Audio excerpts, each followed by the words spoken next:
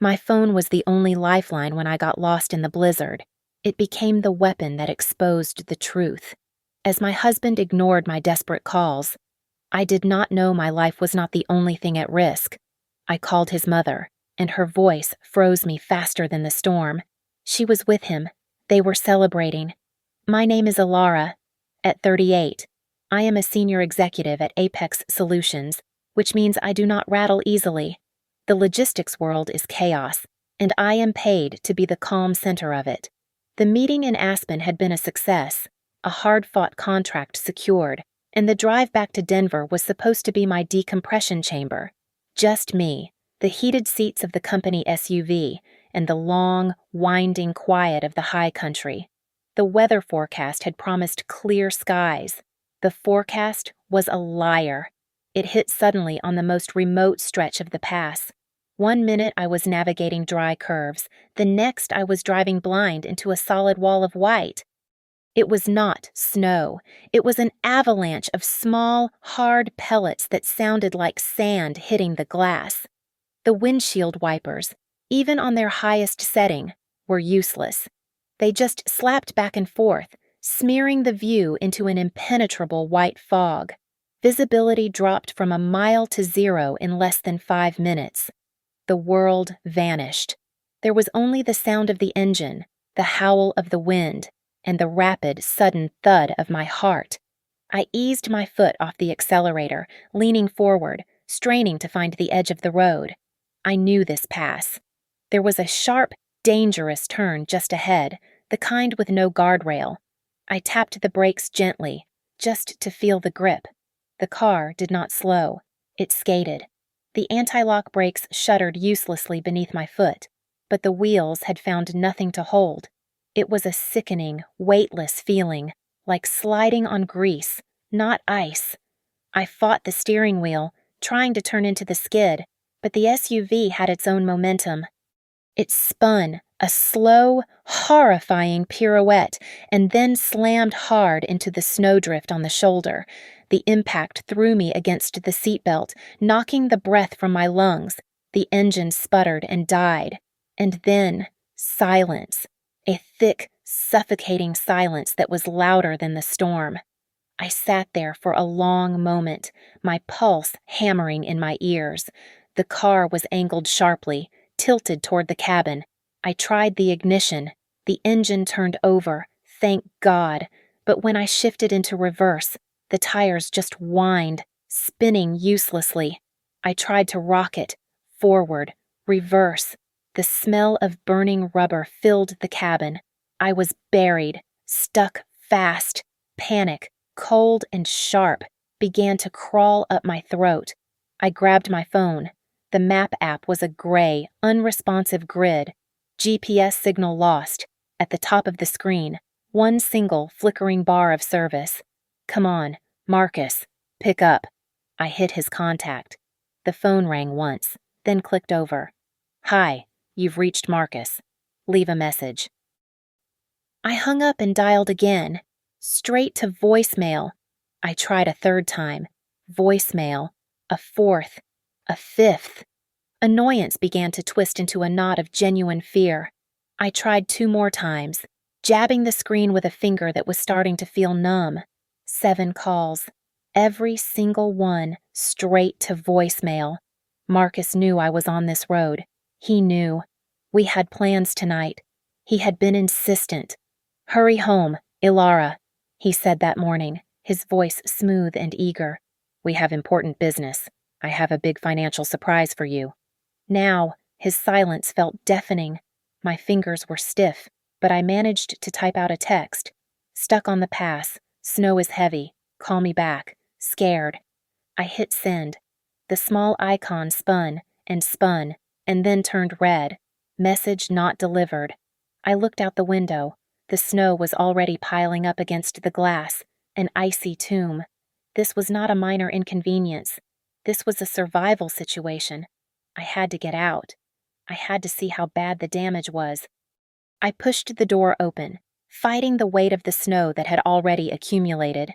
The wind ripped at my coat, stealing my breath. I turned on my phone's flashlight and pointed it at the road. back where I had started to slide. The snow was covering it fast, but I could still see it. It was not ice. It was a dark, glistening patch, almost black against the fresh white. It was thick. I could smell it even in the freezing air. It was oil, a fresh spill, a large one.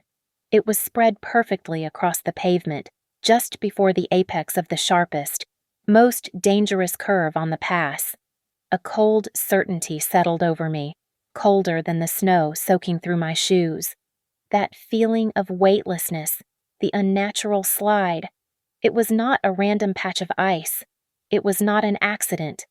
I scrambled back into the SUV, the wind slamming the door shut behind me. The oil, that patch of fresh, black oil. My mind could not process it. It was too specific, too malicious. Who would do that? My hands were shaking so hard I could barely hold the phone. Marcus was not answering. The text would not send. I was alone, in a metal box that was rapidly becoming a freezer, with the knowledge that my crash might not have been random. Desperation clawed at me. I scrolled through my contacts, my thumb clumsy and stiff. Who else? Who was close Evelyn? My mother-in-law, Marcus's mother. She lived in a small, cozy retirement town about 45 minutes down the mountain. She was the last person I wanted to talk to. Our relationship was polite, but strained, but she was close. She could call the highway patrol. She could get help. I looked at the screen. That single precious bar of service was flickering, threatening to disappear. It was now or never. I pressed her name. The phone did not ring. It went straight to a crackle of static, and then, miraculously, I heard a connection. Hello. Evelyn's voice came through, but it was not the voice I expected. I was prepared for her usual, slightly put-upon sigh. Instead, her voice was high, almost giddy. It was loud, as if she were at a party. "Mom, Evelyn, thank God," I yelled over the wind. "Listen to me. I'm in trouble." Alara. She sounded surprised, and not pleasantly. "What is it?" "I'm stuck. My car. I crashed. I'm on the pass, the high road from Aspen. The storm is terrible. I'm stuck in a drift." I was rambling, the words tumbling out. "Marcus is not answering his phone. I've called him 7 times. Can you call the police? Can you tell them where I am?" There was a pause. I heard a distinct chuckle. It was a light, carefree sound. "Oh, Alara, dear," Evelyn said, her voice dripping with an unfamiliar, bright amusement. "Marcus is a little tied up right now." My blood went cold. It had nothing to do with the temperature. "What do you mean tied up, Evelyn? This is an emergency. I'm freezing. The car is stuck." "He is just busy," she said. I heard it then. In the background, behind her voice. It was not the quiet of her small condo. It was music, smooth jazz, and then, clearer than anything, the distinct, festive clink of champagne flutes toasting. My breath hitched. "Where are you?" I whispered, and then I heard his voice. Marcus. Not on the phone, but in the room with her. His voice was loud, booming, and perfectly clear. "Mom, who is it?" he called out, sounding impatient but happy. "Forget it. Pop the next bottle." I stopped breathing. He was there. He was with her. He was ignoring my calls while he drank champagne. Before I could even process the betrayal, another voice cut through, this one female, younger, sharp. A voice I did not recognize. "Cheers," the woman sang out, her voice giddy. "Here's to the successful operation. I bet she is really enjoying the storm." A small, choked sound escaped my throat. "Operation. Storm." Evelyn's voice came back on the line, suddenly close to the receiver, intimate and cloying. That sickly sweet, false sympathy she always used. "Sorry, dear," she cooed. "I really have to run. Good luck with the car." The line went dead. I sat in the dark, the phone still pressed to my ear. The howling of the wind outside was nothing compared to the roaring in my head. The jazz, The clinking glasses. Pop the next bottle. They were celebrating. I bet she's really enjoying the storm. The word echoed. The storm. The oil. The crash. This was not an accident. This was an operation. They knew. They knew I was on this road. They knew I would be driving in the dark. They wanted me stuck here. My mind made the final horrific leap. The curve. The lack of a guardrail. The ravine just feet from where I had slid. I was not supposed to be stuck. I was supposed to be at the bottom of that ravine. The snowdrift had saved my life. They were not just cheating me. They were not just abandoning me. They were trying to kill me. The shock held me paralyzed for maybe 30 seconds. It was a physical, crushing weight. Then it vaporized, replaced by something else, something hot and pure. Rage, a cold, calculating fury that burned away the panic. They were toasting. They were celebrating my death while I was still breathing. I looked at the single bar of service on my phone. It flickered and died. The phone was useless.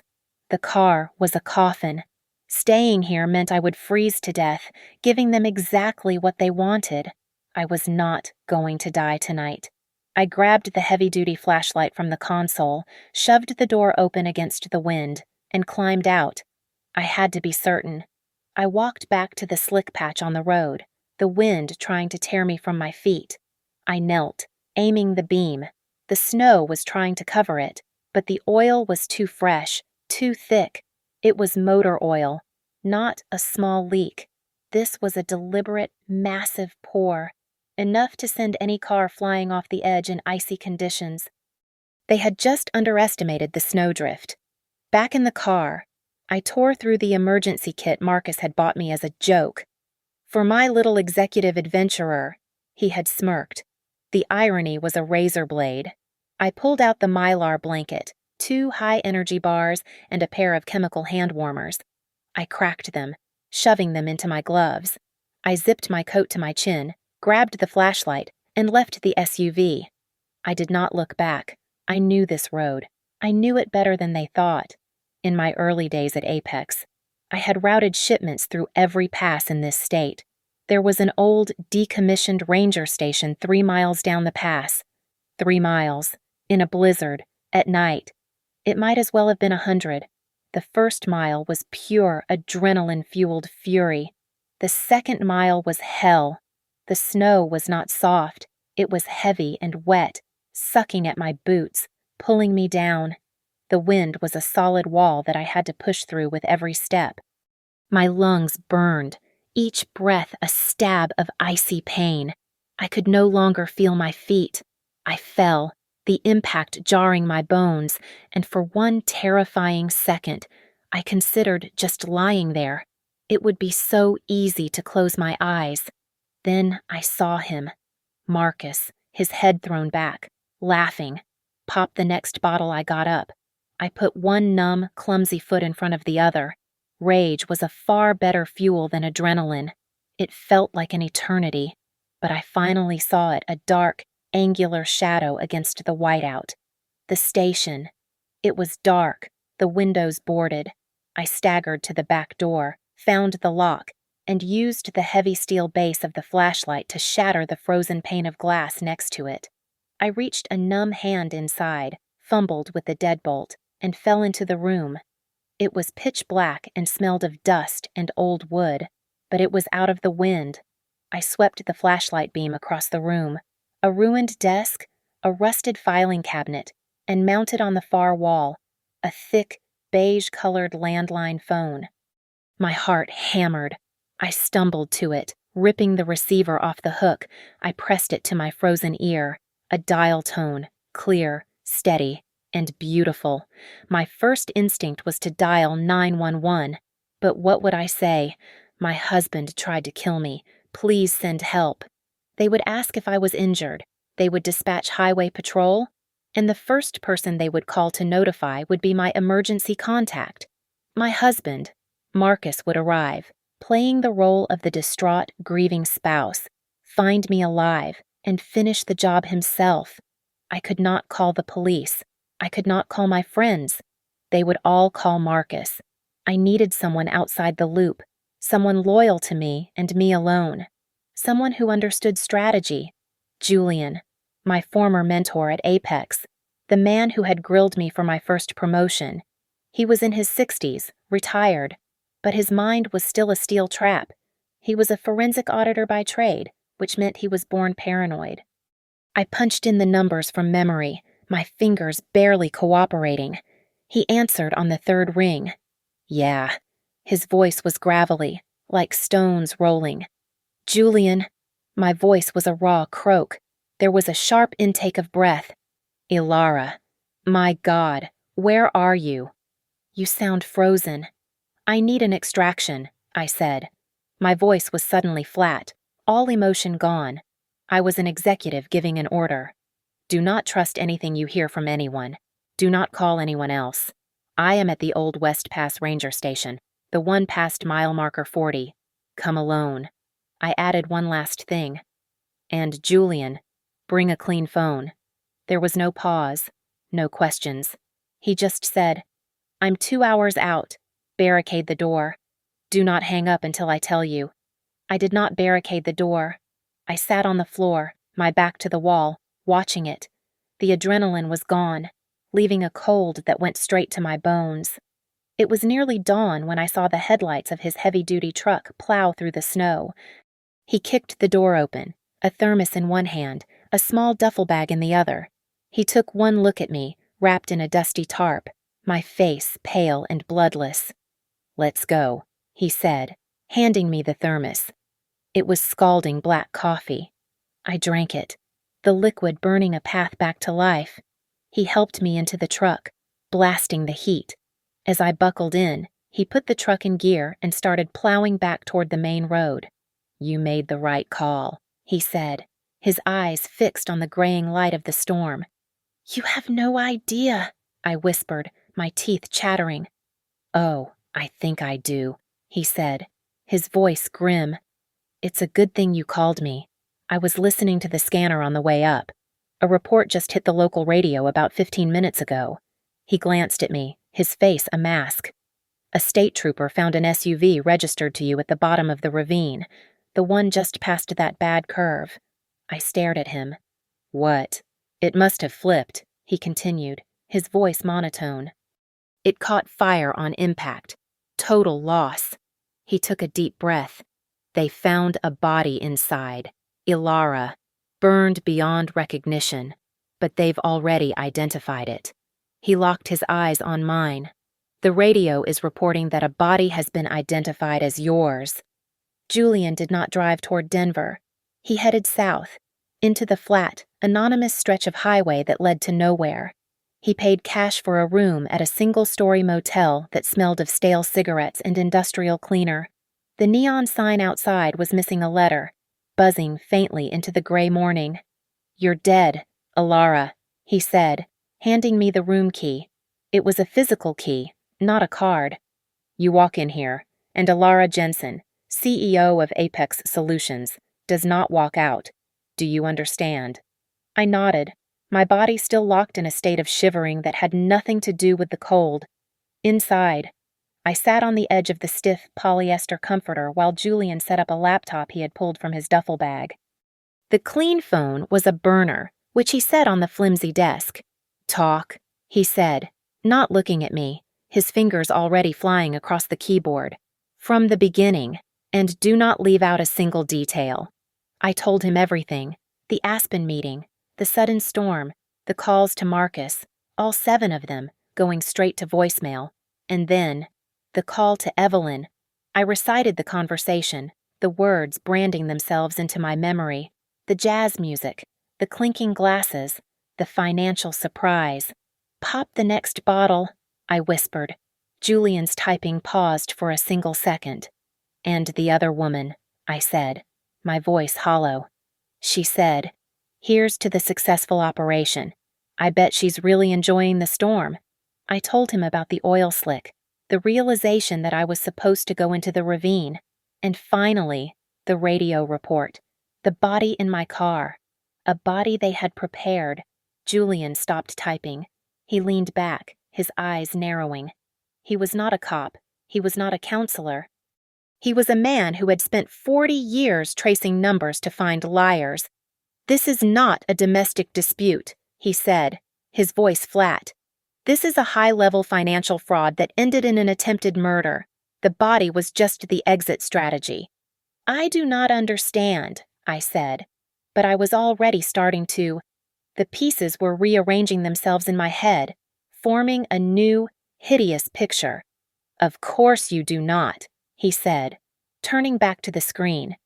"You are a builder. You cannot see how destroyers think." He was right. I built Apex Solutions from nothing. I took a single truck and a rented warehouse and turned it into a $200 million logistics empire. My mistake was that I saw that same potential in people. I saw it in Marcus. I met him at a charity gala 8 years ago. He was all charm and sad eyes, a former stockbroker whose risky bets had not paid off. He was broke, managing a rental car office, but he wore his failure like a tragic romantic cape. I fell for it. I was the successful one, the one with the drive. He needed me. I helped him get back on his feet.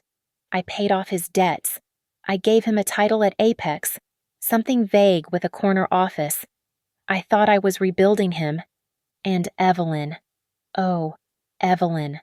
The frail, grieving widow. Her husband, Marcus's father, had died years ago, leaving her with nothing. That was her story. She lived in a small, rented condo, and every check I wrote for her rent, her car, her medical bills was met with a performance of tearful, grateful humility. She was so dependent on my kindness. I gave him everything, I whispered to Julian. The room felt hot, suffocating. I put him on the board of Apex. I founded the company. Julian, I am the company, but I made him a director. "Why?" Julian asked, his question sharp, not judgmental. "I was busy," I said, shame washing over me. "I was running the operation. He ran the house. I gave him control of our personal finances. All of it. I told him it would lessen my burden." Julian's face was grim. "He did not just run the house, Alara. He was cleaning it out." He turned his laptop screen toward me. On it was a public database of corporate filings. "Evelyn," he said, "is not poor. She is not Evelyn in some records. She is E. M. Vance." He pointed to the screen. E. M. Vance is the sole registered agent for 3 separate LLCs in Delaware, all formed within the last 6 months: Trident Holdings, Sapphire Group, and this one, Ouroboros Ventures. He clicked. Trident and Sapphire are empty, for now, but Ouroboros has been busy. Look at this. He showed me a series of transactions, small, untraceable wire transfers from our joint accounts I had not looked at in a year, all filtering into this one shell corporation. Thousands, hundreds of thousands. "She is not the dependent, Ilara," Julian said, his voice quiet. "She is the mastermind. He is just the face, the proxy." "She has been siphoning your personal wealth for months." I stared at the screen, my vision tunneling. The weak, frail woman who could not balance her own checkbook was a corporate shark. This entire time, her quiet dependence was just a mask for her ravenous greed. "But the company," I said, my mind racing. "My shares. He cannot just take that. That's not personal property." Julian's expression darkened. "The financial surprise," he said. "Marcus mentioned a surprise. Tell me about your executive contract, the bylaws." The bylaws. I tried to think. Standard. If a majority shareholder is incapacitated or deceased. My voice trailed off. Julian finished the thought for me. "If the majority shareholder is declared dead," he said, "her appointed heir and sitting board member is granted temporary proxy." "Heir," I repeated, numb. "Marcus." "And what can that proxy do in an emergency?" "Ilara, to ensure the stability of the company." "He can liquidate," I whispered, the words tasting like ash. He can initiate an emergency sale of assets to protect from a leadership vacuum. Julian nodded, the final terrifying piece sliding into place. The financial surprise was not for you, it was for him. He activates the death clause. As your grieving husband and a member of the board, he proposes a sale of your controlling shares, and he sells them for pennies on the dollar to a buyer who is already waiting. An anonymous buyer, I said, my blood running cold. An anonymous buyer, Julian agreed, who is almost certainly another one of Evelyn's shell companies. They were not just trying to take my money, they were staging a hostile takeover. My death was the key that unlocked my entire life's work. The motel room Julian had paid cash for was a tomb. This one, the second one in as many days, was a step up. It was a nondescript business hotel 2 towns over, still paid for with cash. Still registered under a false name Julian had an ID for. He had gone out and returned with new, sealed laptops, paid for with his own credit card, which he reported stolen 30 minutes later. He was thorough. He was a ghost. And I, sitting on another stiff bedspread, was a ghost in training. He was not subtle, Julian muttered, his fingers flying across the keys of the new laptop. He was arrogant. He thought you were too busy to notice, and he was right. He had been tracing the movement of our personal wealth. It was not a siphon. It was a fire hose. In the last 6 months, Marcus had systematically liquidated joint stocks, bonds, and savings. He had been clever, doing it in amounts just under the $10,000 federal reporting threshold. He had moved over $2 million this way. All of it had vanished into the opaque labyrinth of Evelyn's shell companies. "This is the seed money," Julian explained, his face illuminated by the screen's glow. He needed this to finance the operation, the body, the forged documents, the payoffs. The payoffs, I repeated. My mind went back to the phone call, the music, Marcus, Evelyn, and the third voice, the young, sharp, giddy voice. Here's to the successful operation. I know that voice, I said, sitting up straight. I could not place it before, but I know it. It was light. Chloe. Julian looked up. Who is Chloe? My new legal assistant. Well, Apex's. She started 3 months ago. The memory hit me with the force of a physical blow. Marcus recommended her. He put her resume on my desk. He said she was bright and we needed new blood. I thought he was finally taking an interest in my work. He took an interest in your contract, Julian said grimly. His fingers typed, a rapid-fire staccato. Chloe Anders, 26, graduated from a mid-level law school. Her resume is thin. You would never have hired her. Ilara, not for that role. No, I admitted. But Marcus pushed. I was busy. I let him have the win. She had access, Julian said, his screen now showing an internal Apex flowchart he must have memorized.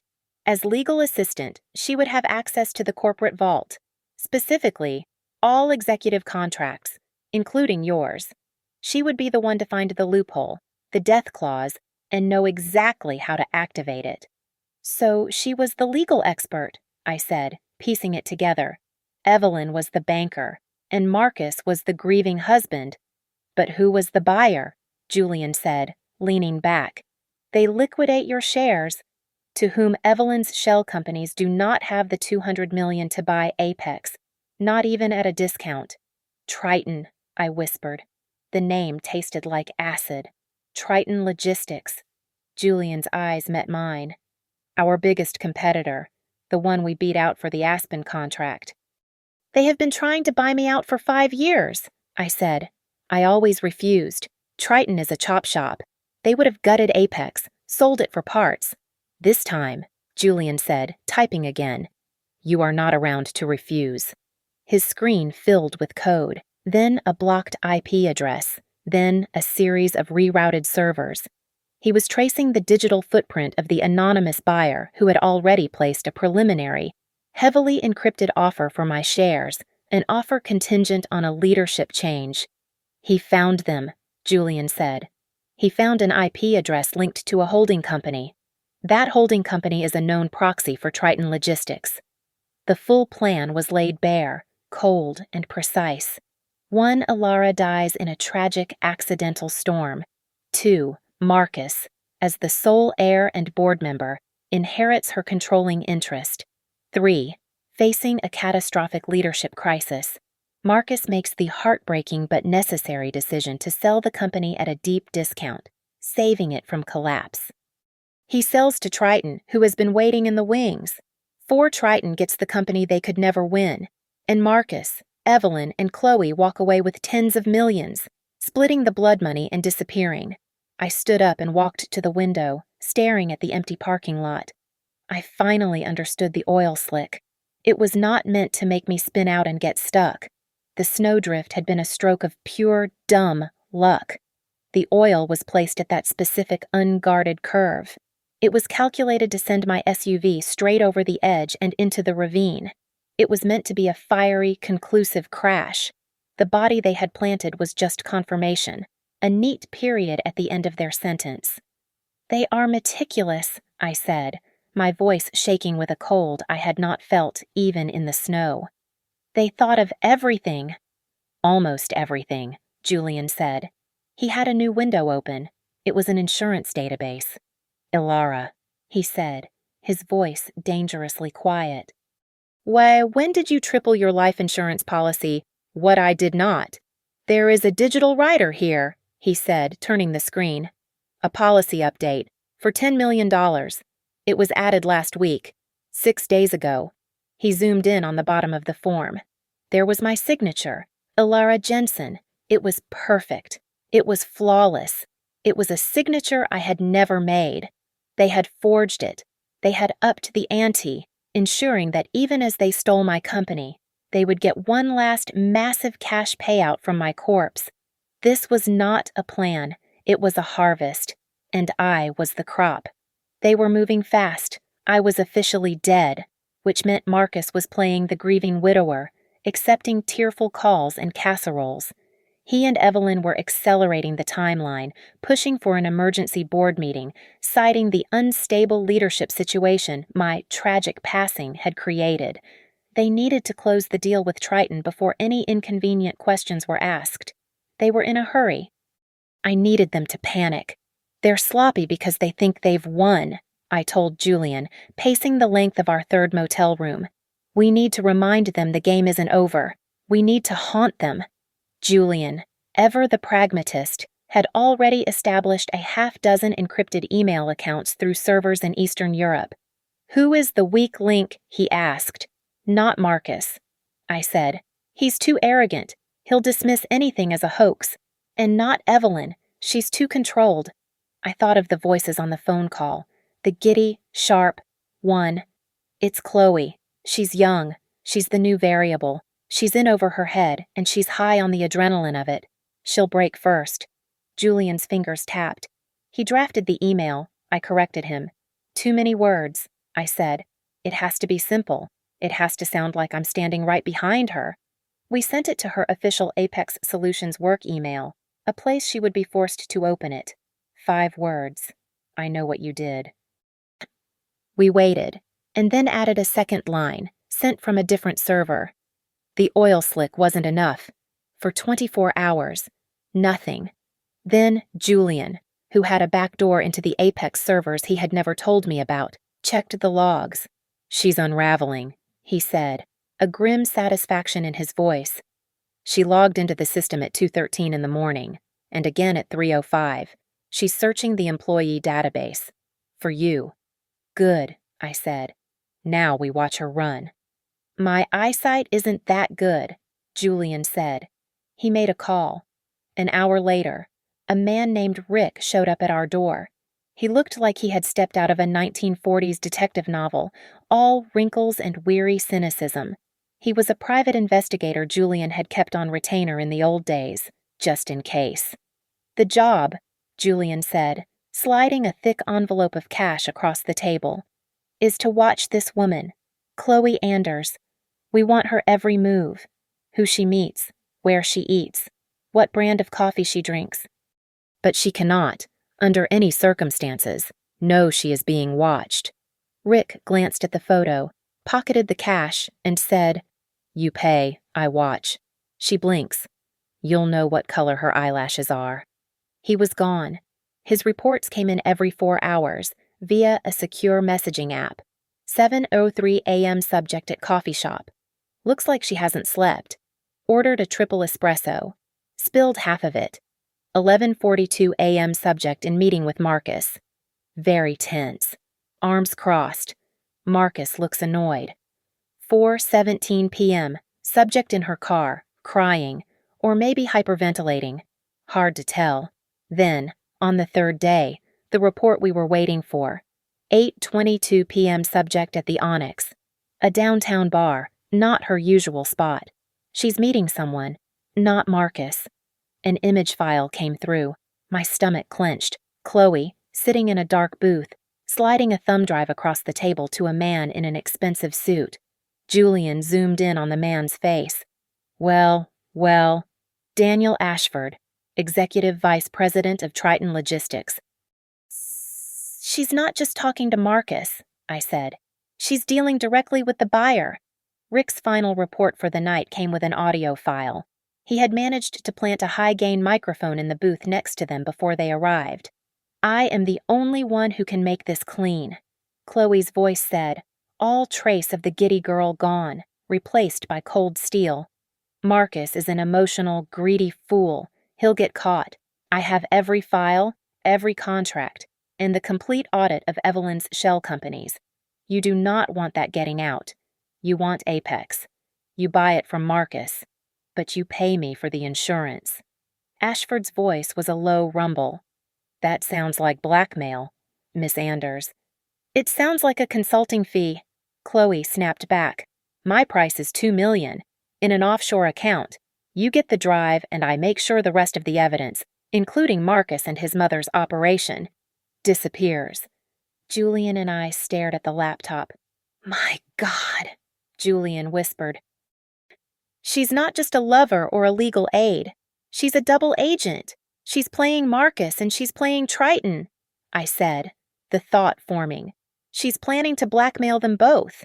She helps Marcus and Evelyn execute the sale, gets her cut from them, and then gets a separate, massive payout from Triton to cover it all up.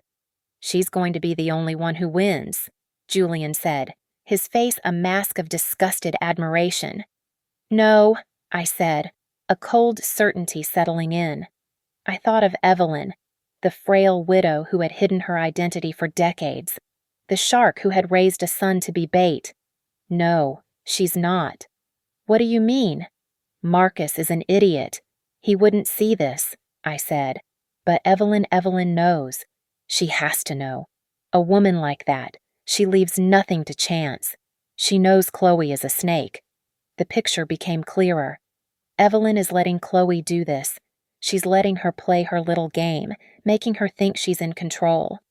Evelyn will let Chloe secure the bag, let her take all the risks, and the second the Triton money is secure, Chloe will become the final loose end, the final accident. This was not a team of conspirators. This was a nest of vipers, and they were all right on schedule, beginning to eat each other. "Chloe is a distraction," I said, staring at the motel room's water-stained ceiling. "Marcus is a puppet. We've been watching the wrong people." Julian looked up from his laptop, rubbing his eyes. We had been running on caffeine and fury for 3 days. "What are you saying Chloe is the one dealing with Triton?" "Yes, but who lets her—" I sat up, the logic clicking into place like a lock tumbler.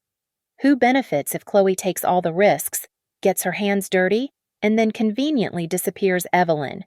Evelyn has been in the background of every single move. She was the one on the phone, celebrating. She's the one managing the money. She is the architect. I looked at Julian. "Forget Chloe. Forget Marcus. I want to know who Evelyn Vance really is. I want her birth certificate. I want her high school yearbook. I want to know where she was before she was a poor, grieving widow in Colorado." A slow, wolfish grin spread across Julian's face. This was the hunt he lived for. "You are not just a builder, Alara, you are a demolitions expert. You just found the load-bearing wall. He shut down his current operations. This was not a job for standard corporate searches. This, he explained, was deep forensics.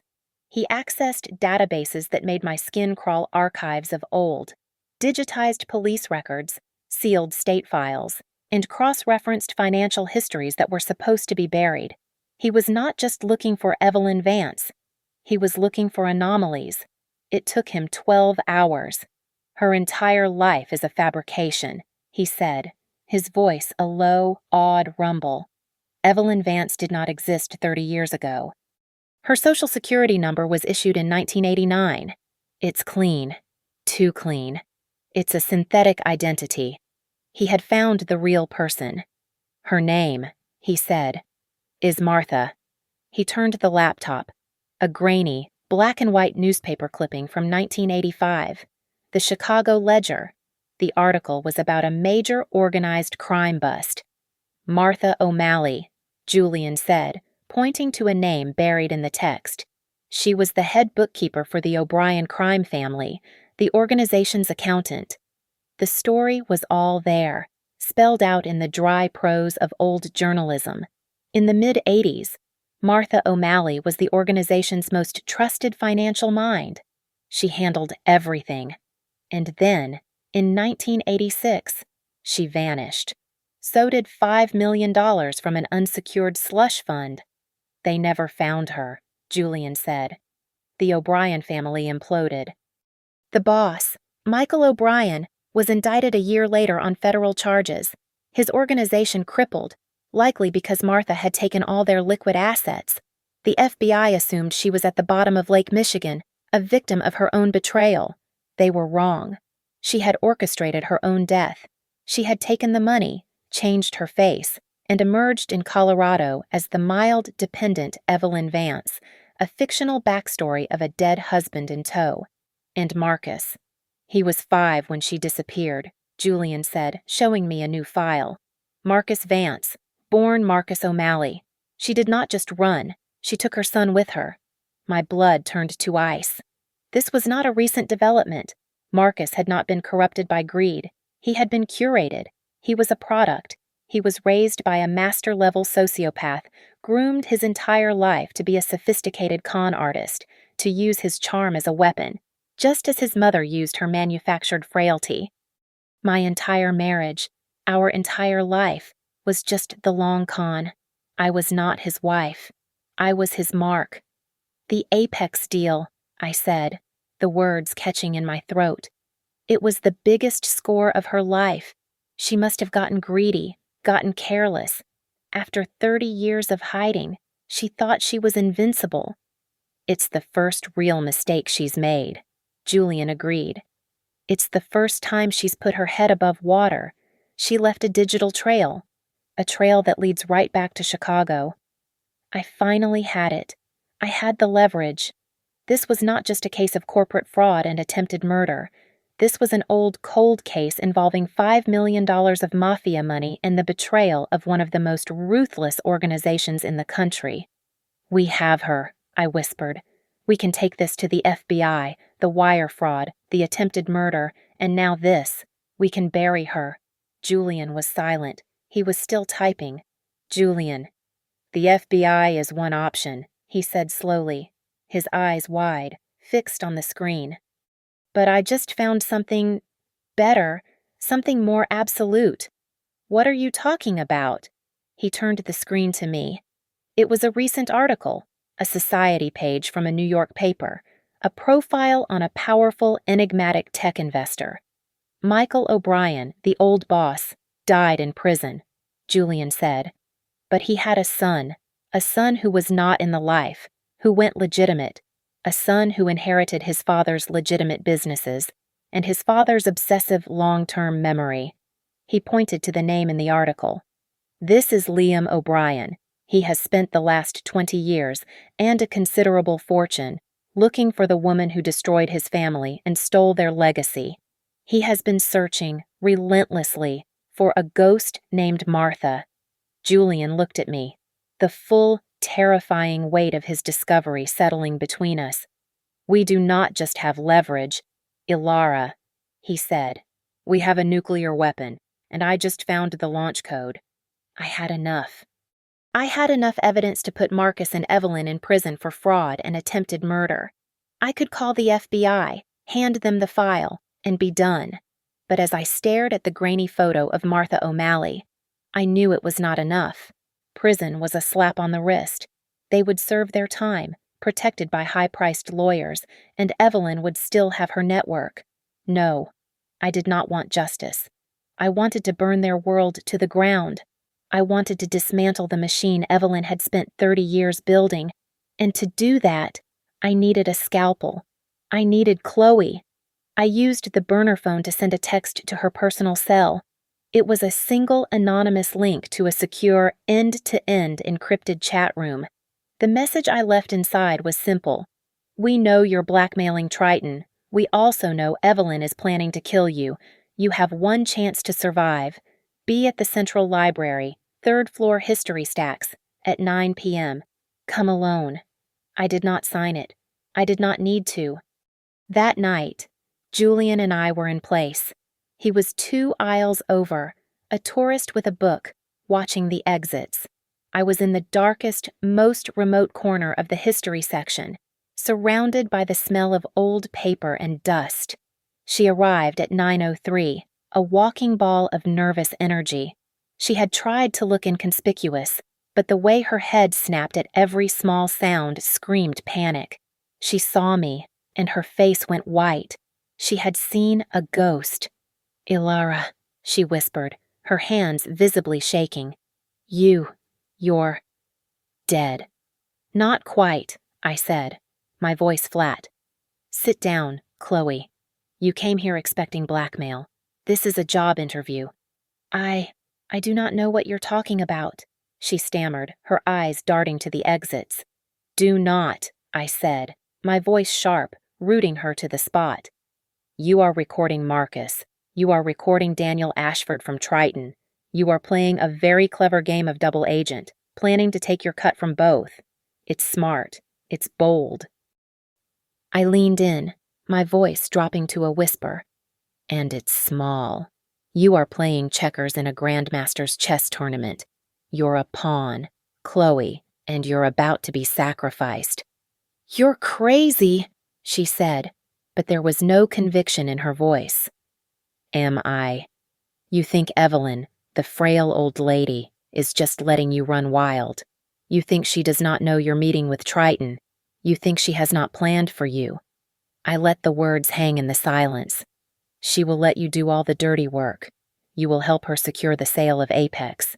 And the moment the money is wired, you will have a tragic accident, a car crash, a slip in the bathtub. She is a professional, Chloe. You are just a gifted amateur. Evelyn is just Marcus's mother," she insisted, trying to convince herself. "No," I said. I slid Julian's laptop across the table. The screen opened to the Chicago Ledger article. "She is not. Her name is Martha O'Malley. In the 1980s, she was the accountant for the O'Brien crime family. She stole $5 million from them, faked her own death, and has been in hiding for 30 years. I watched her face. I watched the confident, cynical blackmailer dissolve. She scanned the article, her eyes growing wider and wider, the blood draining from her face until she was the color of the old paper surrounding us. She finally looked up, her expression no longer one of fear, but of pure, unadulterated terror. She finally understood she was not just swimming with sharks. She was in the water with a megalodon. "My God," she whispered, her hands covering her mouth. She'll kill me." "Yes," I said. "She absolutely will. Or, you can work for me." She stared at me, confused. "Work for you. Here is the offer. You help me take all 3 of them down. Marcus, Triton, and Evelyn, all at once. You will give me every recording you have. You will give me every file. You will help me set the stage to expose all of them, from the wire fraud to the Chicago connection, in one clean motion." "And if I do?" she asked, her voice barely audible. "If you do," I said, "I will not give your blackmail tapes to the FBI. I will not tell Daniel Ashford you were recording him. When the dust settles, you will walk away. I will even see to it that you receive a generous consulting fee, a quiet one, enough to start a new life, far away from here. You get immunity." She saw it. The only door, the only way out of the trap she had set for herself. It was not a choice. It was a lifeline. "Yes," she said, nodding, her eyes fierce with self-preservation. "Yes, okay, I'll do it. Whatever you need." "Good." I reached into my bag and pulled out a small, flat device, a digital audio recorder, no bigger than a credit card. I slid it across the table. She looked at it, confused. "What's this I told you? I have my own—" "I do not trust you, Chloe," I said, my voice devoid of emotion. "I do not trust a single word you say. You are a natural-born traitor. It's your only real talent." I tapped the recorder. "You have a meeting with Marcus and Evelyn tomorrow to finalize the timeline for the board. You will wear this. This is my recorder. It's a show of good faith. It proves your loyalty is now to me. You will record everything they say, and you will bring that recording directly to me. Do that, and our alliance is set. Refuse, and I will leak the Triton tapes and send an anonymous tip to a man in New York who is just dying to know where to find Martha." Her hand, still shaking, closed over the device. It was not a partnership. It was a leash, and I had just clipped it to her collar. It was surreal, watching my own funeral. A week had passed, 1 week of being a ghost. In that time, Marcus and Evelyn had worked with chilling efficiency. They had arranged a beautiful memorial service in the main atrium of the Apex Solutions headquarters. My building, my atrium. Julian and I watched the live feed from a tiny buttonhole camera Chloe was wearing, streamed to his laptop in our fourth and final safe house, a business suite near the airport. The room was packed. My entire executive team was there, their faces drawn and genuinely sad. Our biggest clients, our competitors, our partners, all of them had come to pay their respects to the woman Marcus was now eulogizing. He was a vision of masculine grief. He wore my favorite of his suits, a dark charcoal gray, with a simple black tie. His hair was slightly mussed, as if he had been running his hands through it in despair. He stood at a podium, a large, tasteful photo of me smiling over his left shoulder. Evelyn was in the front row, a black veil partially obscuring her face, the picture of a shattered matriarch. She held a handkerchief, and at all the right moments, she would dab at an invisible tear. "I do not have the words," Marcus began, his voice breaking with a perfect, practiced tremor. Ilara was not just my wife. She was my everything. She was the light, the drive, the force that pulled us all into her orbit." He looked up, his eyes scanning the crowd, glistening with unshed tears. To think that the mountains she loved so much would be the things that took her from us. It is a cruelty I cannot comprehend. She was the love of my life. I felt nothing, no anger, no sadness. It was like watching a performance. I was a critic, and he was a very, very good actor. His timing was perfect, the catch in his throat, the way he paused to compose himself. A masterpiece. "But Ilara built this company to last," he continued, his voice stealing, transitioning. "She built it to survive, and in her memory, I will not let it falter. I will make the hard decisions. I will do what is necessary to protect her legacy." He was priming them. He was laying the groundwork for the sale. He was the noble widower, forced to take the reins. "He's good," Julian murmured beside me, his eyes on the screen. "He's genuinely talented, a sociopath, but talented." The service ended. The jazz quartet, my God.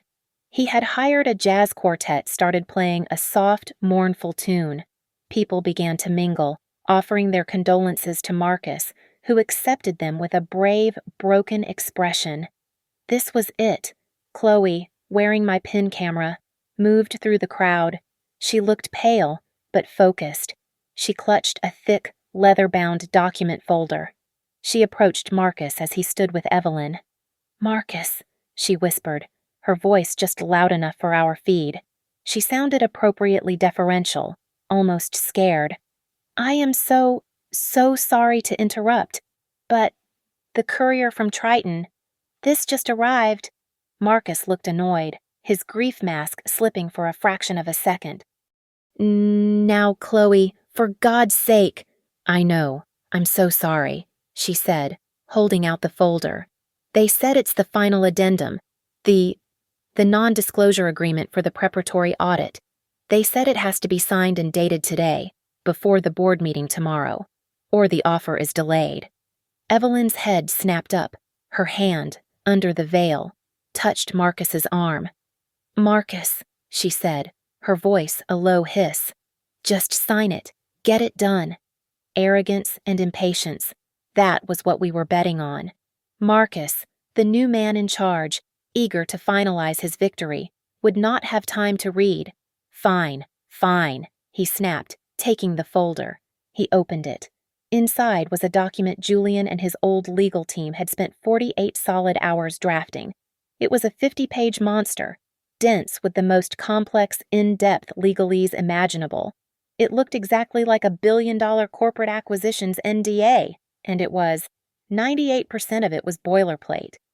The other 2%, buried in subsections, cross-referenced between appendices, was a full and detailed confession. It was an attestation, under penalty of perjury, that the signatory, Marcus, was willfully and knowingly engaging in a plan to defraud my life insurance policy for $10 million. It admitted to the conspiracy to manipulate Apex stock. It named the shell companies. It named Evelyn. Chloe was pointing to the last page.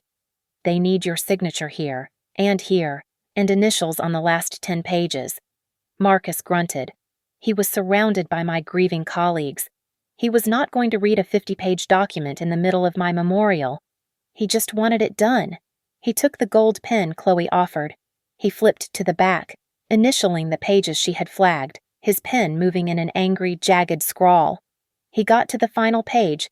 He signed his name. I watched his signature, my signature, the one I knew as well as my own, flow across the line. Marcus V. Jensen. Chloe took the folder back. "Thank you, Marcus. I'll have the car take this back to them immediately. My condolences." She turned and walked away. On the laptop, I watched my husband, my murderer, smile at someone offering him a handshake of sympathy. He had just signed his own execution. The next morning, at 10 a.m. sharp, the emergency board meeting was called to order in the main Apex conference room, my conference room. Through a secure feed on Julian's laptop, I watched them assemble, my board members, looking somber and confused. Marcus, at the head of the table, in my chair. He looked pale, but resolute, the very picture of a man burdened by sudden, grave responsibility.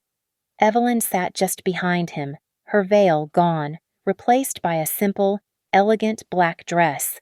She was the grieving advisor. On the main video screen, Daniel Ashford, the Triton executive, waited, his expression carefully neutral. Marcus cleared his throat. He began, "Thank you all for coming on such short notice. This is the hardest day of my life." He paused, composing himself. "It is incredibly painful, but we must think of the company. We must think of Alara's legacy, for the stability of Apex Solutions, after the tragic passing of Alara. I am left with no choice. I propose we accept the generous acquisition offer from Triton Logistics." He was still speaking when the main conference room doors opened. I did not stride in. I did not rush. I walked. My heels clicked. A slow, steady rhythm on the polished marble. I was wearing my best suit, a sharp, midnight blue that I reserved for hostile negotiations. My hair was perfect. My makeup was flawless. I let the sound of my steps be the only sound in the room. I saw the board members' heads turn, their jaws dropping. I saw the video feed flicker as Ashford sat bolt upright. And then I saw Marcus. His face did not just go pale. It went dead. It was the color of ash. He stared at me as if I were a physical impossibility, a tear in the fabric of his reality. Beside him, Evelyn's hand, the one reaching for a glass of water, froze in mid-air. A small, strangled sound escaped her. I stopped at the far end of the table. "I object," I said. My voice was calm, amplified by the room's acoustics. The silence was absolute. "Hello, Marcus," I said, my eyes locking on his. "Hello, Mother." I gave Evelyn a small, cold smile. The storm was terrible. The pass was a nightmare. But luckily, I found shelter. I placed my own laptop on the table and plugged it into the main projector. "You were saying something about stability. Marcus, about my legacy." I clicked the mouse. First, the audio. The room was suddenly filled with the sound of jazz, of clinking glasses. Evelyn's voice, giddy and bright. "Marcus is a little tied up right now, and then Marcus pop the next bottle. And finally, Chloe. I bet she's really enjoying the storm." The board stared, horrified. Marcus was trying to stand, his chair scraping, but he seemed paralyzed. "Next," I said. I clicked again. The screen filled with high-resolution photos, the oil slick on the road, a chemical analysis of the sample I had Julian's PI retrieve, a GPS map showing the placement just before the unguarded ravine. Next, Evelyn's shell companies, the wire transfers from my personal accounts, the $2 million. Next, the document, the 50-page NDA, now scanned, with Marcus's signature, his initials, splashed across the screen, the relevant, self-incriminating passages highlighted in bright, damning red. A collective gasp went through the room. "And finally," I said, "a little something for Mr. Ashford." I clicked one last time. Chloe's recording of her meeting with the Triton executive. Her voice, his voice, negotiating the $2 million blackmail payment. On the video wall, Ashford's feed went black, but it was too late. "This," I said, addressing the room, "has been a very complicated and very poorly executed, hostile takeover, not to mention a failed murder plot." As I spoke, the conference room doors opened again, this time without knocking. 2 FBI agents, in their dark blue windbreakers, stepped in. Julian had made the call an hour ago, handing over a neat package of evidence of wire fraud and securities manipulation. "Marcus Jensen," one agent said, his voice booming. "You are under arrest." They moved to him, pulling his arms behind his back. He did not resist. He was hollow. They cuffed Daniel Ashford's man, who was also in the room, the one who had facilitated the deal. But Evelyn, Martha, she was not looking at the FBI. She was looking past them, at the 2 men who had entered just behind them. They were not agents. They were quiet. They wore expensive, hand-tailored black suits that did not fit in a corporate office. They did not look at anyone but her. Evelyn, the mastermind, the woman who had faked her own death 30 years ago, finally understood.